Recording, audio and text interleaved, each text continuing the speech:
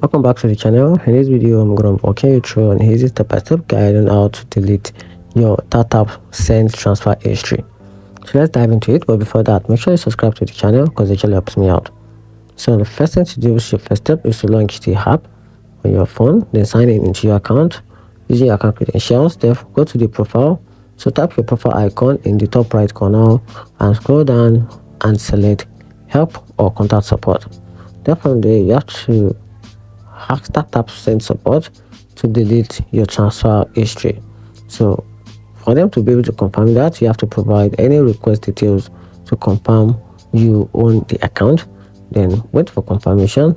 Support will notify you once the transaction is complete, and that's how you can easily delete TapTap send transfer history.